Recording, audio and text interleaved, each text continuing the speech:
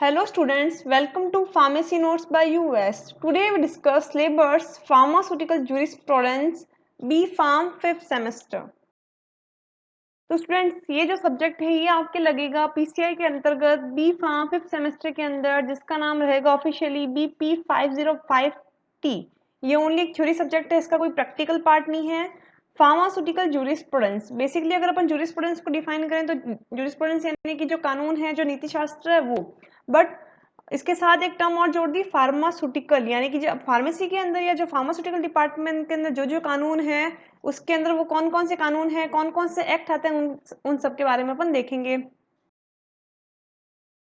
तो ऑब्वियसली अगर अपन बात करें कि जैसे कि फार्मेसी है या फिर जूरिस्प्रूडेंस है, यानी कि जो नीति शास्त्र है, जो कानून है वो क्यों बनाया गया है, तो जो सोसाइटी है उसके अंदर जो लोग हैं, वेलबींग्स हैं जो रहते हैं, उनके लिए कुछ नियम बनाए थे सरकार ने कि अगर आपने इन नियमों की किस तरीके से पालना करनी है, अगर आप कोई भी काम शुरू कर रहे हैं तो आपको ये चीज़ें ध्यान में रखनी होगी, और अगर उन चीज़ों को आप उस तरीके से नहीं करते तो उसके कुछ ऑफेंसेज एंड पेनल्टीज भी होंगी। वैसे ही फार्मेसी डिपार्टमेंट में या जो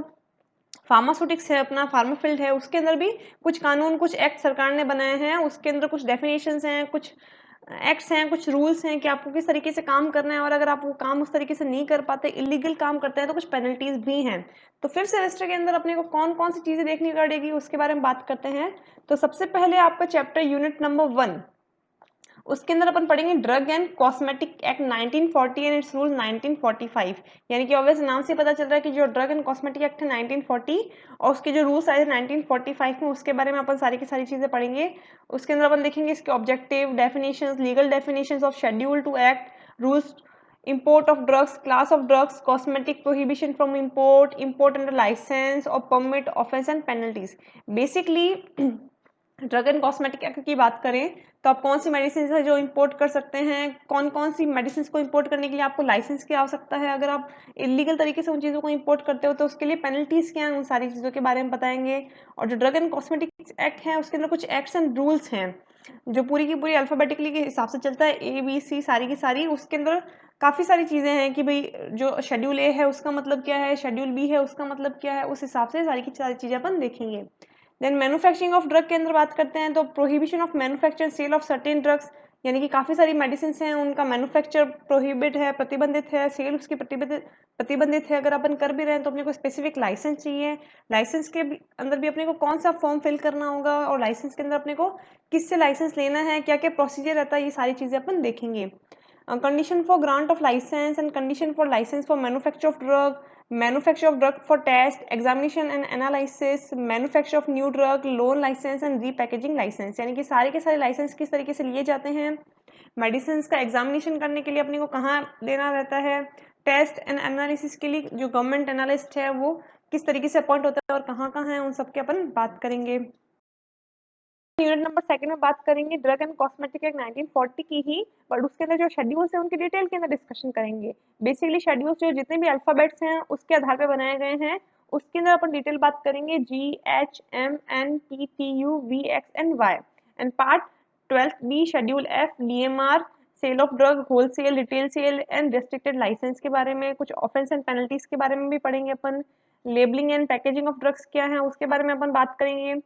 general labelling requirements and specific label of drug and cosmetics के बारे में देखेंगे। लिस्ट ऑफ परमिटेड कलर, यानी कि काफ़ी सारी जो मेडिसिन हैं उसके अंदर आपने देखा होगा काफ़ी डिफरेंट डिफरेंट कलर्स के अवेलेबल है, जैसे पिंक कलर्स में है, ब्लू कलर में है।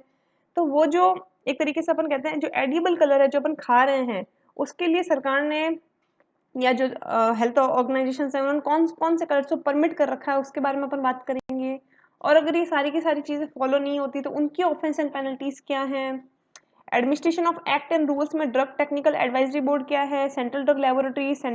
Drug consultative committee, government drug analyst, licensing authorities, controlling authorities and drug inspector के बारे में भी अपन पढ़ेंगे। फिर बात करते हैं फार्मेसी एक्ट की। तो बेसिकली अगर अपन बात करें तो ये जो एलोपैथी सिस्टम है, ये जो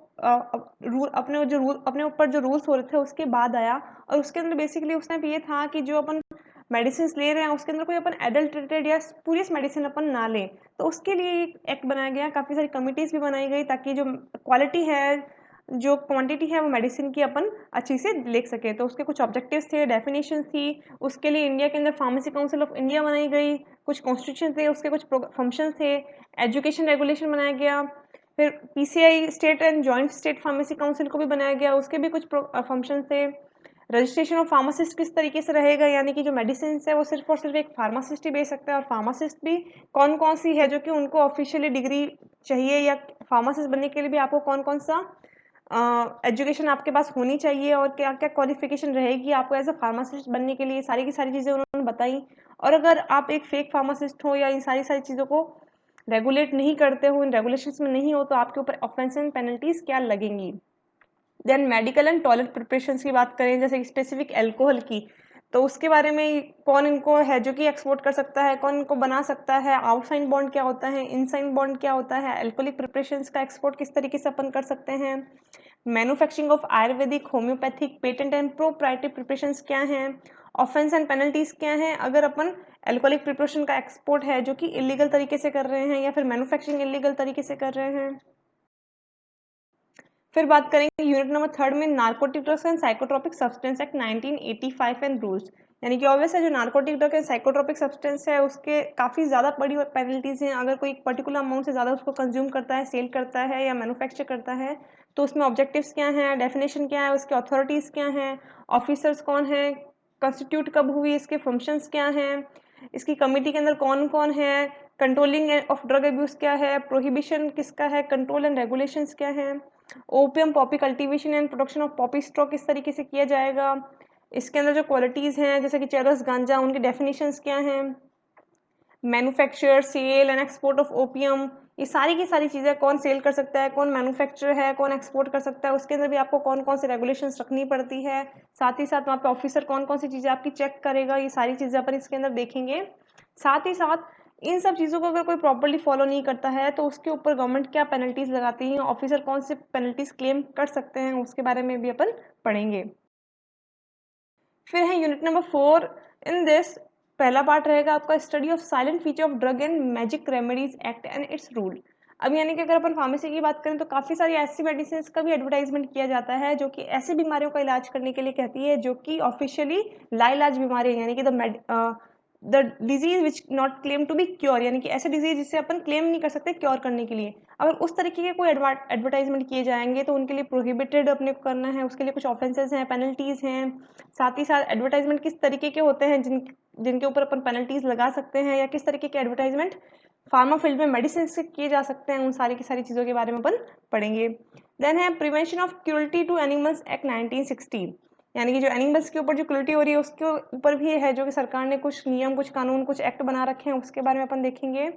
जिसके objective, definitions, institution animal ethical committee के बारे में, सीपीसी एसईए के बारे में पढ़ेंगे, उसकी गाइडलाइंस क्या हैं, ब्रीडिंग में, स्टॉकिंग ऑफ एनिमल्स,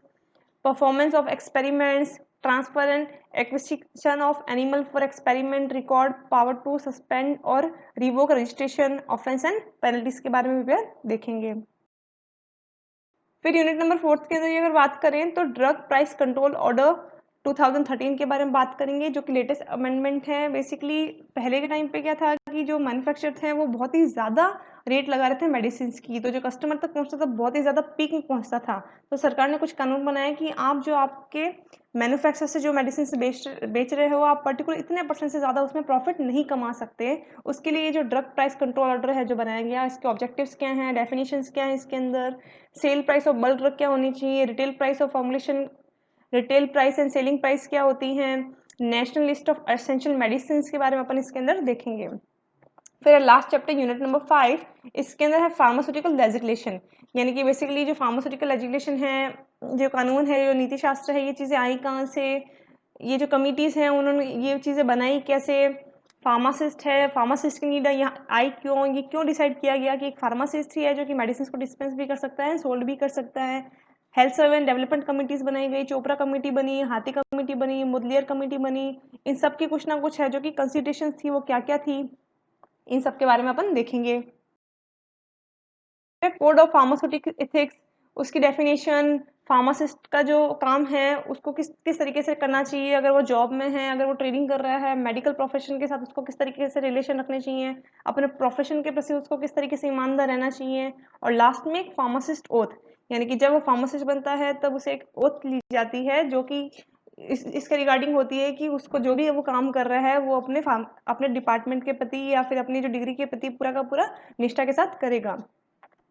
फिर है medical termination of pregnancy act, यानी कि इसके अंदर अपन ये देखेंगे कि जो प्रेगनेंसी है वो काफ़ी बार टर्मिनेट की जाती है, और टर्मिनेट करने के लिए भी किस किस रीज़न से उसको टर्मिनेट कराने के लिए आपको अप्रूवल मिल सकता है, और अगर आप इलीगल तरीके से कुछ टर्मिनेट करवाते हैं तो आपके ऊपर कौन कौन सी पेनल्टीज लगेंगी।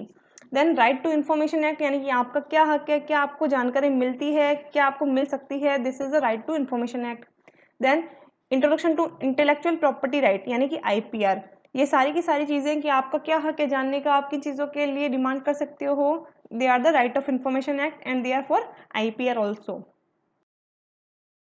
कि अगर अपन बात करें तो forensic pharmacy B Suresh is nice book, textbook of forensic pharmacy B M Mithal, handbook of drug law M L Mehra, और textbook of forensic pharmacy N K Jain, drug and cosmetic act rule by government of Indian publication, medical toilet preparation act 1955 by government of India publications, narcotic drug and psychotropic substance act by government of Indian publication, drug and magic remedies act by government of India publication, and bears act of the said laws published by government, reference books, theory. If you understand and enjoy the video,